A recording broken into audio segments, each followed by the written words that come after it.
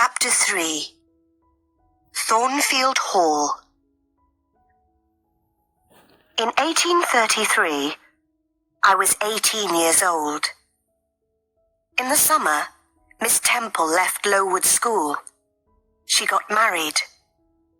I wanted to leave Lowood too. I wanted a new life. I will be a governess, I thought. I put an advertisement in a newspaper. October 1833, Lowood. A young woman wants to teach 1 or 2 children in their home. She teaches English, arithmetic, geography, religion, French, drawing, and music. J.E. I had a reply to my advertisement. The reply was from Mrs. Fairfax of Thornfield Hall near Millcote. Millcote was about 70 miles from Lowood School. Mrs. Fairfax wanted a governess for a little girl. I wrote to Mrs. Fairfax immediately. I was going to be a governess at Thornfield Hall. I travelled to Millcote in a coach. At Millcote, a servant met me. He took me to Thornfield Hall. At Thornfield Hall, another servant opened the door. She was smiling. She took me into a small, warm room. A lady was in the room. She was sitting by the fire. "Are you Mrs. Fairfax?" I asked her. "Yes, my dear," she said. "And you are Miss Eyre. Are you cold? Sit by the fire, Miss Eyre. A servant will bring you some food."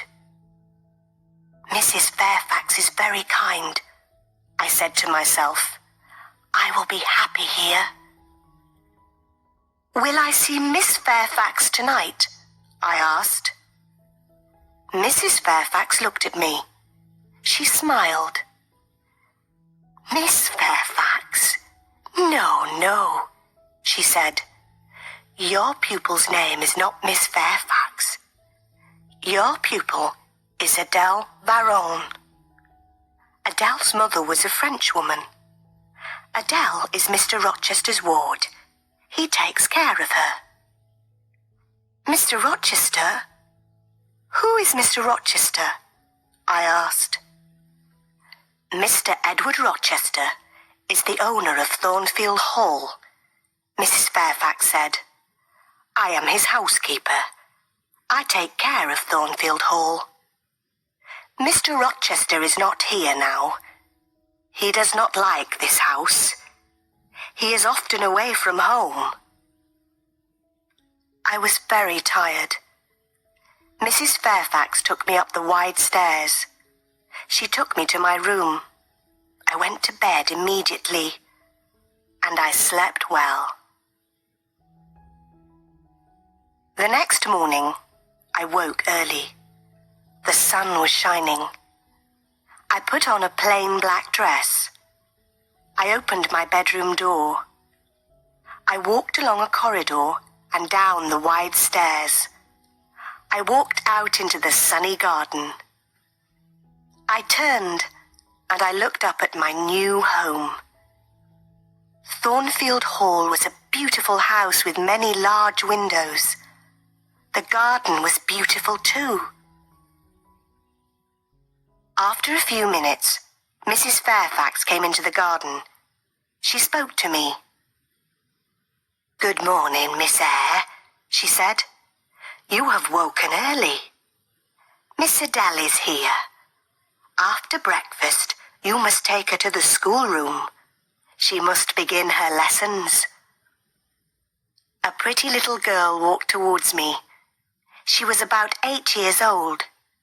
She spoke to me in French, and I replied in French. After breakfast, I took Adele to the schoolroom. We worked all morning. Adele enjoyed her lessons, and I was happy.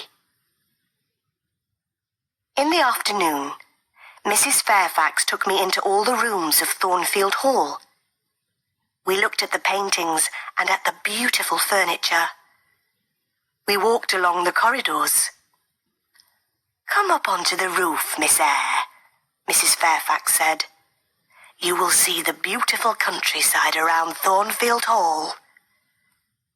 We walked up many stairs. At last, we were at the top of the house. We walked along the top corridor. Mrs. Fairfax opened a small door, and we walked onto the roof. "Look, Miss Eyre," Mrs. Fairfax said. "You can see for many miles." We stood on the roof for a few minutes. Then we went back into the house. We walked carefully towards the stairs. The top corridor was narrow and dark. Suddenly, I heard a strange laugh. "Who is that, Mrs. Fairfax?" I asked. Mrs. Fairfax did not reply. She knocked on a door. "Grace," she said. The door opened.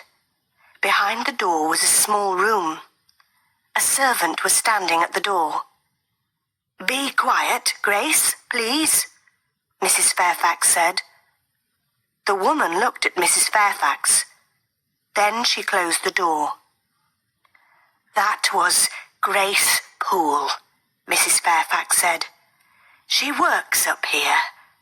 Sometimes she laughs and talks with the other servants. Don't worry about Grace. Please come downstairs now, Miss Eyre." Chapter 4. Mr. Rochester.